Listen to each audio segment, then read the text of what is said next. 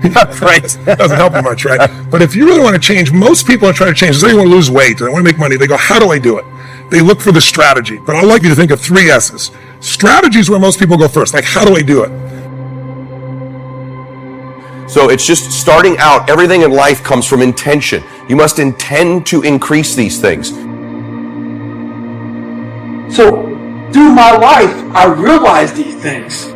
And I know what gives me fuel is I know that most people who are blessed with so much talent. Me, for example. A speech by an inventor who secured a patent, started a business, and now her products litter the aisles of Walmart and Target. Now, her story doesn't overlap our stories of being trial attorneys, but there's a lot to learn from her story. Yes, she believed in herself. Yes, she never stopped trying. Yes, she never gave up on her dream. But in the midst of all that, there was a process. For the inventor turned retail sales tycoon, there was a plan. There was a plan in designing and in securing patents for her products. But how hard is it really truly to be fit and have energy? It's not that complex. It's not like reserved for the 1% or expensive to learn. You have to interrupt. You have to hide from the answers to those things. The real problem is the second S, story. They have a story that says it's a set of beliefs they tell themselves over and again. I've tried everything. Or if they're single, all the good ones are gone.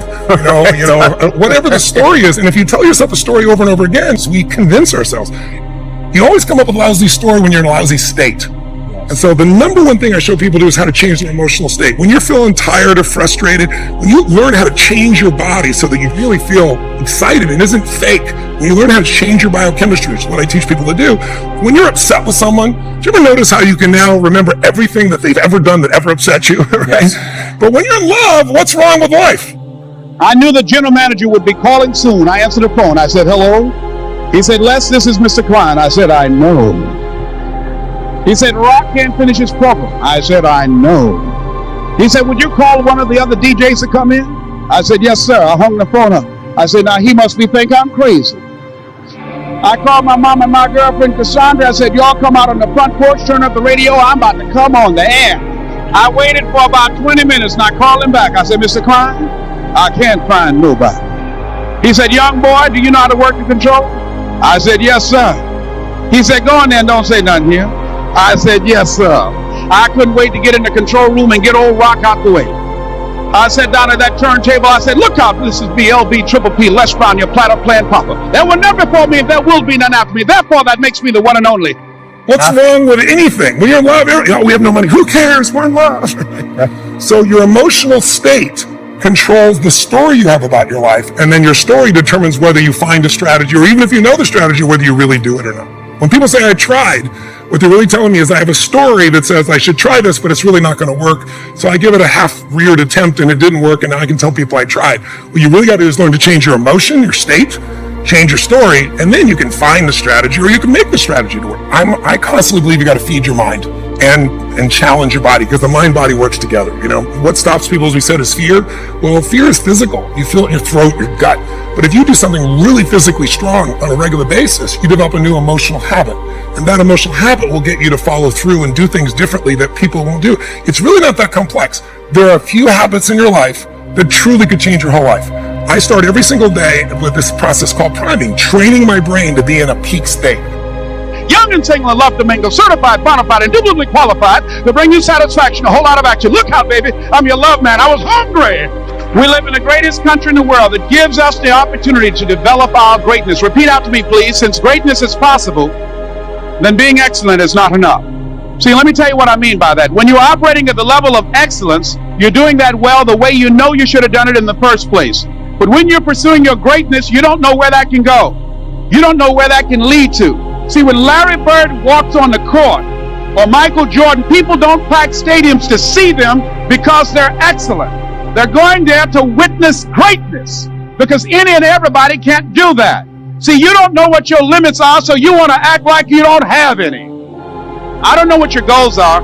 I don't know what you want to do, but I want to leave this on you. There is a difference between motivational sayings and one's attitude.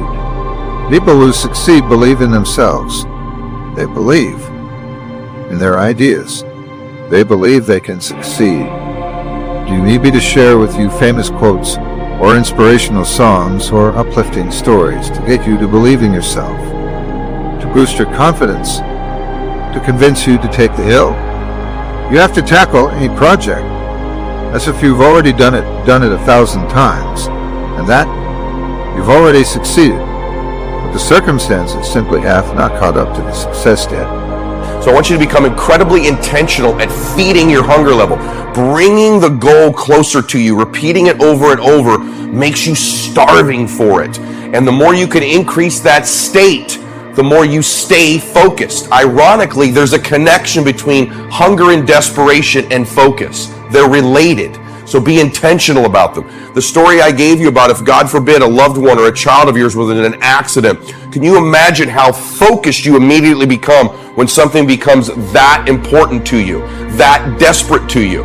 What happens is everything else, all the distractions of what other people think about us, any other circumstances, what we don't know, what we don't have, anything scarce to us, goes away because we're so desperate, it increases our focus. If you think about anything you've had that becomes desperate to you. Great parents, great upbringing, didn't come where I come from. They're going to quit before me. Having all the tools that they have, they didn't have the ability to examine themselves. When you have everything so nice in life, you don't self-examine. You don't do a live autopsy. When you have a fucked up life, it almost forces you to do a live autopsy. It forces you to find strength from places that no one looks from. Because food is not at the ready. You know, I have a learning disability. It's not at the ready. There's preparation behind everything I fucking do. There's everything I do has to come with so much fucking preparation. It's this big one makes me sick. My own personal life. If there was a burglar in your home, for example, and you were desperate, think about the millions of things you're no longer thinking about and how focused you are in on that one thing. We've all had that time when we're laying in bed at night and we think we hear a noise, right? You become so focused, you hear every little creak in the ceiling, don't you? Every little movement of the floor. You hear your sheets move. Oh my gosh, there it is again. You become hyper aware and hyper focused when you increase desperation. So become intentional is step 2. Third, what is your plan? What is your strategy to increase your hunger level and to increase your focus level? So part of that plan might be, I need to be around people more immediately who can hold me accountable and repeat back to me what I've told them my outcomes are. I need to put myself in situations where I'm accountable, where I'm a part of a group where I have to report my results to them. Perhaps it's going public, if it's your body, and going public with, this is my intention the next 30 days. This is what I'm going to do. Putting additional pressure on yourself. Makes me sick. That's why I'm so disciplined now. Without my self-discipline, there is no David Goggins. Like, I can't stop reading. I won't be able to read tomorrow. I will lose it that fast. I cannot stop going to the gym. My mind is set up in a spot where, hey, the second I stop, it wants to stop. Because I had a quitting mind growing up. When you get beat the shit out of you all the time, your mind wants to go to that nice spot where you're comforting, where you're not trying, where shit is easy. That's where your mind, it doesn't want to think.